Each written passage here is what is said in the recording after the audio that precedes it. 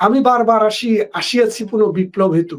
এই বিপ্লব ঘটানোর জন্য আওয়ামী লীগে বিপ্লব ঘটাবে, এই দেশ আবার আমাদের কন্ট্রোলেই যাবে। কারণ মানুষের দেশ মানুষ শাসন করবে। এখন যারা শাসন করছে তারা মানুষ না, জানোয়ার। জানোয়ার দেশ শাসন করতে পারবে না। আপনাকে বলি, এখানে আজকে টক শোতে আপনি আনসার কাকে? যারা কথা বলতে পারে, টক করতে পারে তাদেরকে। স্কুল মানে হচ্ছে টিচার থাকবে, মাদ্রাসা মানে হচ্ছে হুজুর থাকবে, স্কুল আর বিশ্ববিদ্যালয় মানে টিচার থাকবে। আপনি সুতরাং রাষ্ট্র মানে কি? রাষ্ট্র মানে হচ্ছে একটা পলিটিক্যাল অর্গানাইজেশন। পলিটিক্যাল অর্গানাইজেশনে যদি পলিটিশিয়ান না থাকে, সেটা তো তার চরিত্রই হারাইয়া ফেলে। তো সুতরাং এটা চরিত্র হারাইয়া ফেলছে। ডক্টর ইউনূস মূলত যেটা মনে করেছে যে আমার বয়স 89 বছর, ডক্টর ইউনূসের কাগজের বয়স 85 বছর, কিন্তু তার জন্মের আগে আরো 4 বছর যোগ করেন। কারণ তিনি জন্মগ্রহণ করছেন দুলামিয়া সদাগর নামে এক রাজাকারের ঘরে। উনি কিন্তু খুব মানে শিক্ষিত মানুষ ছিলেন না, কবে জন্মাইছে এটাও জানে না।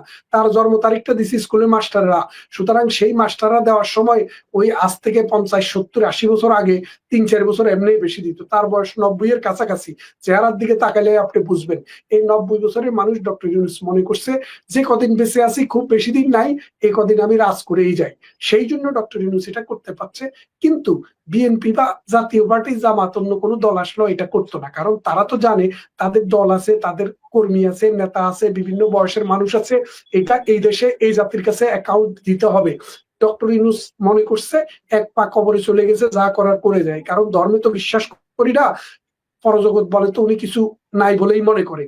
উনি এটা মনে করে, যদিও আমরা ধর্মে বিশ্বাস করি, কিন্তু তিনি তো ধর্মে বিশ্বাস করেন না। তিনি একজন নাস্তিক মানুষ, কিন্তু দেখান উনি মৌলবাদীদের গডফাদার। চিন্তা করি দেখেন, জামাতে ইসলামের বগলে নিয়ে নিয়ে ঘুরে, বিভিন্ন মাজারে মাজারে যায়, কিস্তি টুপি মাথায় দিয়া মানুষকে প্রডলেন্টলি নিজের চেহারাটা উপস্থাপন করে। তো সেই জন্য বলছি, বাংলাদেশ পড়ছে আজ একটা মহা বদমাইশের খপ্পরে। এই বদমাইশের হাত থেকে এই জাতি, এই সমাজ, এই দেশকে যদি তুলে আনতে হয়, বুদ্ধির মুক্তি, চিন্তার স্বাধীনতা, সাংস্কৃতিক ধারাবাহিকতা এবং হাজার বছরের আমাদের যে ঐতিহাসিক ভাবে যে আমাদের ঐতিহ্য, সেটাকে লালন করতে হলে দল মত ধর্ম বর্ণ নির্বিশেষে প্রত্যেক নাগরিককে, শুভবুদ্ধি সম্পন্ন মানুষকে এর বিরুদ্ধে রুখে দাঁড়াতে হবে।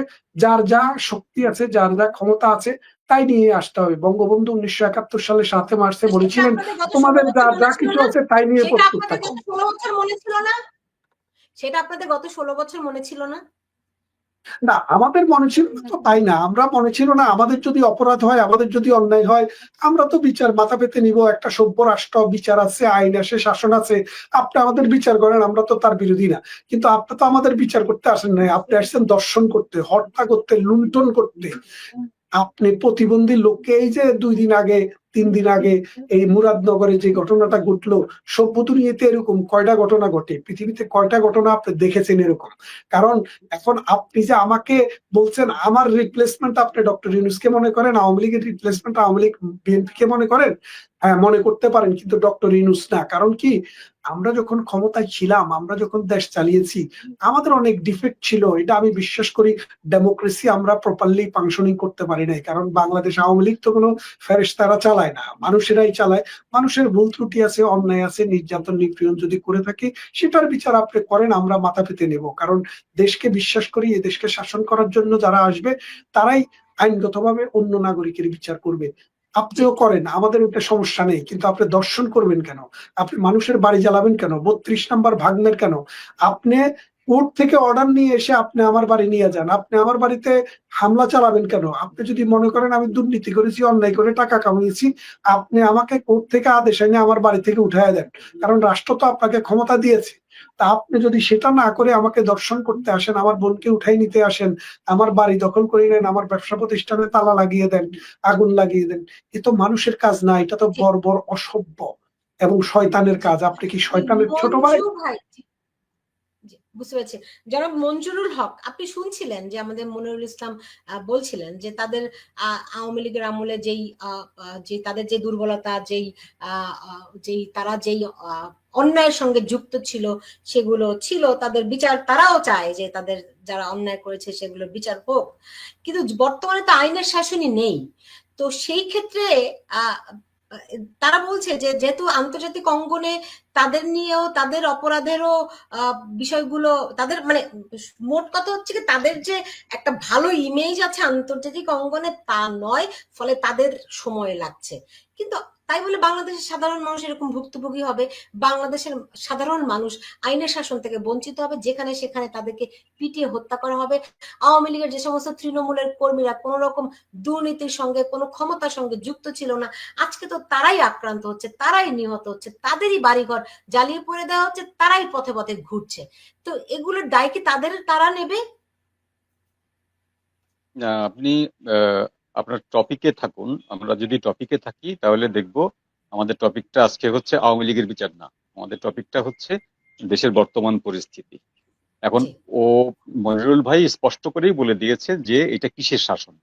তো এটা যে শাসন, সেই শাসনের কাছ থেকে আপনি এর থেকে ভালো কিছু আশা করতে পারেন না, আমরা আশা করি না, তো জনগণও আশা করে না।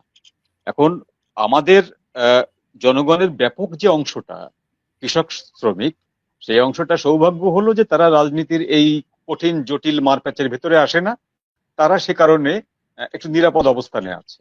আর যে মানুষগুলো বিবেক দ্বারা তাড়িত হয়, যে শিক্ষিত মানুষগুলো পড়াশোনা জানে, একটু বিবেকবান, তারা যখন বিবেক দ্বারা তাড়িত হয় তখন তারা কিন্তু মুখ বন্ধ করে রাখতে পারে না, তারা ভয়েস রেজ করে, তারা কথা বলে, প্রতিবাদ করে, প্রতিরোধ করার চেষ্টা করে এবং তারা মারা যায়। এখন যতগুলো লোক মারা গেছে গত 5 তারিখের পর থেকে, গত 5 আগস্টের পর থেকে, সবাই কিন্তু আওয়ামী লীগের না। সাধারণ অনেক মানুষ মারা গেছে যারা কোনো রকম কোনো পলিটিক্যাল পার্টির সঙ্গে যুক্ত না, তারা মারা গেছে। এই যে 3জন মানুষ মারা গেল কুমিল্লার মুরাদনগরে, বা তার আগের দিন যে মহিলা ধর্ষিতা হলেন, বা মনিরুল ভাই যেটা বললেন যে 2জন প্রতিবন্ধী মানুষকে যে হত্যা করা হলো, এরা কিন্তু কেউ আওয়ামী লীগ করে না।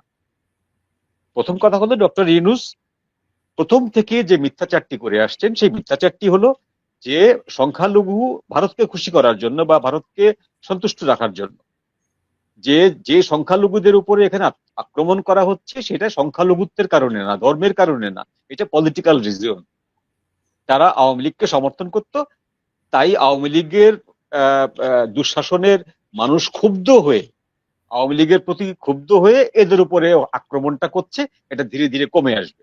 এই মিথ্যাচারটি উনি আগস্ট মাসে করেছিলেন, সেপ্টেম্বর মাসে করেছিলেন, এবং স্টিল নাও উনি এটি করে যাচ্ছেন, তাই না? তো বিষয়টা তো এটা না।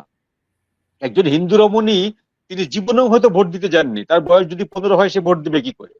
আজকে যে শিশুটি মারা গেছে মুরাদনগরে, সে তো ভোটার না, সে আওয়ামী লীগকেও ভোট দেয়নি, বিএনপিকেও ভোট দেয়নি, তাকে কেন মরতে হলো? তো এই ধরনের, মানে যদি আমরা বলি যে সমাজে অরাজকতা বা অ্যানার্কি তৈরি হলে মানুষ মারা যায়, সেটা বিএনপির আমলেও মারা গেছে, জাতীয় পার্টির আমলেও মারা গেছে, আওয়ামী লীগের আমলেও মারা গেছে। কিন্তু এখন যেটা মারা যাচ্ছে সেটা হলো আগের থেকে প্ল্যান করা হচ্ছে। যে পটিয়ায় যে থানায় যে হামলাটা হলো, আগের দিন কেন হামলাটা হলো? যে তিনি একটি বৈষম্য বিরোধীদের মিছিলে বা জুলাই যে উৎসব করতে যাচ্ছে তারা, সেই মিছিলের সমালোচনা করেছিলেন এবং বলেছিলেন যে এই মিছিল করতে দেওয়া হবে না। এবং ওই দিন তাকে ঘোষণা দেওয়া হয়েছিল যে তাকে তার রক্ত ঝরাতে হবে, প্রকাশ্যে ফেসবুকে ঘোষণা দেওয়া হয়েছিল। এবং তার পরদিন সকালবেলায় তাকে অফিসিয়ালি ওখান থেকে প্রত্যাহার করা হয়েছে, তার ডিমোশন করা হয়েছে, এবং তার থানা লুটপাট ভাঙচুর করা হয়েছে, লালমনিরহাটে থানা ভাঙচুর করা হয়েছে। এগুলো হচ্ছে ছোটখাটো অ্যানার্কি না, এগুলো হচ্ছে প্ল্যান। এগুলো প্ল্যান হয়ে যায়। এই প্ল্যানটাও কিন্তু আমি আবার পিছনে নিয়ে যাই, সেই হিটলারের আমলে নিয়ে যাই। হিটলার আইকম্যানকে বলেছিল মানুষকে এই পরিমাণ টর্চার করতে হবে, এই পরিমাণ নির্যাতন করতে হবে, যেন একটা নির্যাতন দেখে, একটা মানুষের অত্যাচার দেখে যেন 1000টা মানুষ আতঙ্কে কাঁপতে থাকে। তো এই ঘটনাটা হিটলারের সময় ঘটেছিল। তো সেই ঘটনাটাই বাংলাদেশে এখন আবার রিওয়াইন্ড করে ঘটছে, যে একটি হিন্দু পরিবারকে মঞ্জু ভাই, সরি, আমি আপনার কথার মধ্যে একটুখানি যোগ করে দিতে চাই। আপনি তো হিটলারের আমলে গেলেন, আমি যদি আরো 200-300 বছর আগে যাই, যখন মুসলমানরা বাংলা দখল করলো, ইখতিয়ার উদ্দিন মোহাম্মদ বখতিয়ার খিলজি, তারও আগে মাহমুদ শাহ, আপনি যদি ইতিহাসে, আমি জানি আপনি ইতিহাস পড়েছেন, তখন আপনারা দেখবেন তখন তারা বাংলা